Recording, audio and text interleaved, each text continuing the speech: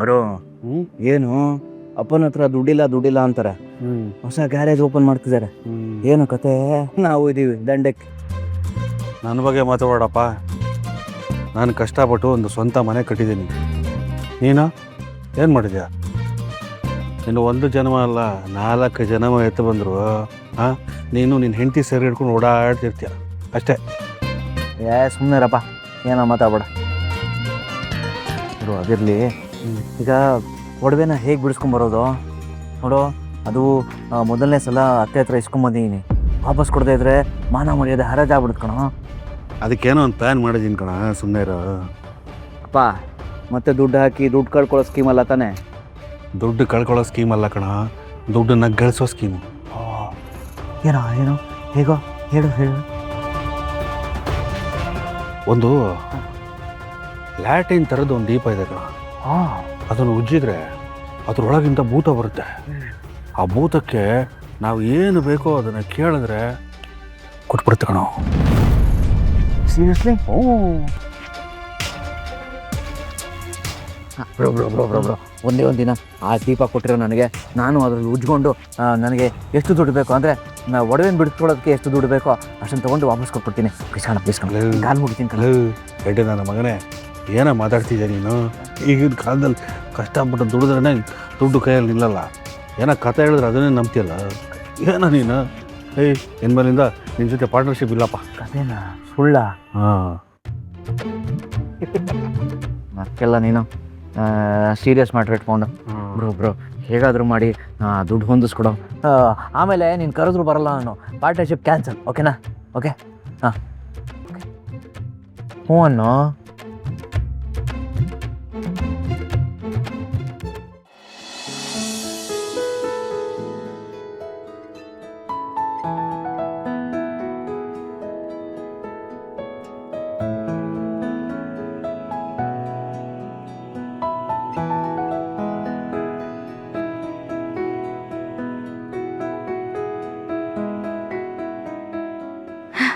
ರೀ, ಕ್ಯಾರೇಜ್ ಎಷ್ಟು ಚೆನ್ನಾಗಿ ಮಾಡಿದಾರಲ್ವಾ ಅಪ್ಪ.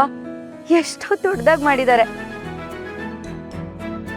ಹೌದು ಜಾಂಬಿ ಅವರೇ, ಭಾವ ಈಗಲಾದರೂ ಇದನ್ನು ಮಾಡಕ್ಕೆ ಒಪ್ಕೊಂಡ್ರಲ್ಲ. ಮನಸ್ಸು ಮಾಡಿರೋದು ಹೆಚ್ಚು ಅನ್ನಿ. ಬನ್ನಿ ಒಳಗೆ ಹೋಗಿ ಸಂಭ್ರಮ ನೋಡೋಣ.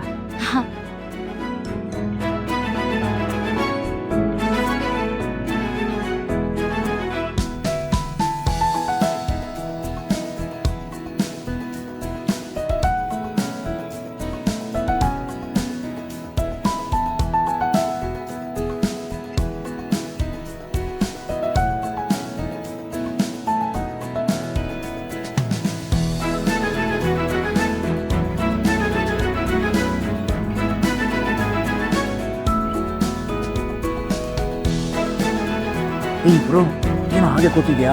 ಬಾರೋ ಜೇಮ್ಸ್ ಬಾವನ್ನ ಮಾತಾಡ್ಸೋಣ. ದುಡ್ಡು ಸಿಗ್ಬೇಕಾದ್ರೆ ಏನಾದ್ರು ಸ್ಕೀಮ್ ಹಾಕೋಣ. ಬಾರೋ ಸುಮ್ಮನೆ ಯಾಕೆ ಸವಾಸ ಬೇಡ ಕಣ. ನೀನು ಬಾವ ಕೂತ್ಕೊಳ್ಳಿ.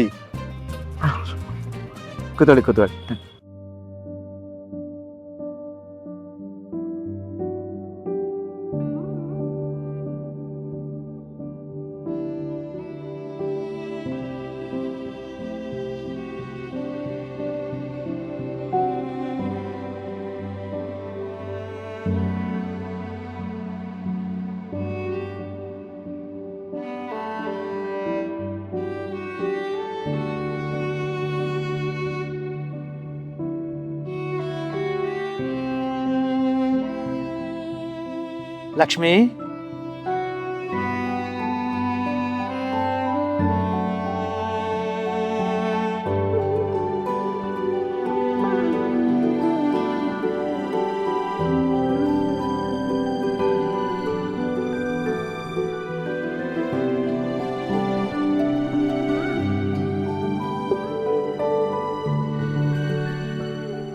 ಚೆನ್ನಾಗಿದ್ಯಾ?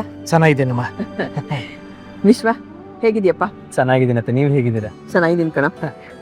ಎಲ್ಲಿ ಅಪ್ಪ ತಾನು ಬರ್ಲಿಲ್ವಾ? ಇಲ್ಲ ಅತ್ತೆ, ನಾವು ಯಾವುದೋ ಕೆಲಸದ ಮೇಲೆ ಬೆಂಗಳೂರಿಗೆ ಬಂದಿದ್ವಿ, ಸೊ ಹಾಗೆ ಬಂದ್ವಿ. ನೆಕ್ಸ್ಟ್ ಟೈಮ್ ಕರ್ಕೊಂಡ್ ಬರ್ತೀನಿ.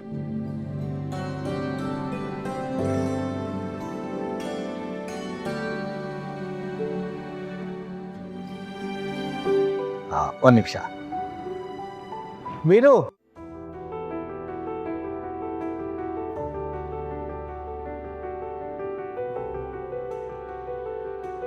ವೀರು ಅಂತ ನನ್ನ ಆತ್ಮೀಯ ಸ್ನೇಹಿತರು. ಈ ಸರ್ವಿಸ್ ಸ್ಟೇಷನ್ನ ಶುರು ಮಾಡೋದಕ್ಕೆ ಇವನೇ ಮುಖ್ಯ ಕಾರಣ. ಲಕ್ಷ್ಮಿ ಅವರ ಅಣ್ಣ, ಅವ್ರ ಮಗ. ಜಾನು, ಮಾವ ಹೇಗಿದ್ದೀರಾ? ಚೆನ್ನಾಗಿದ್ದೀರಾ? ಏನಮ್ಮ ಎದುರು ಸಿಗ ಮಾತ್ರ ಚೆನ್ನಾಗಿದ್ದೀರಾ ಅಂತ ಕೇಳ್ತೀಯಾ? ನಮ್ಮನ್ನೆಲ್ಲ ಮರ್ತೇ ಬಿಟ್ಟಿದ್ಯಾ? ಮಾವ, ನಿಮ್ಮನ್ನ ನನಗೆ ಮರು ಜನ್ಮ ಕೊಟ್ಟಿದ್ದ ಮನೆನ ಮರೆಯೋಕ್ಕಾಗತ್ತಾ ಹೇಳಿ? ಏನೋ ಅದು ಇದು ಕೆಲಸದಲ್ಲಿ ಬರೋಕ್ಕಾಗಲಿಲ್ಲ ಅಷ್ಟೇ. ಖಂಡಿತ ನಾನು ಬೇಗ ಬರ್ತೀನಿ.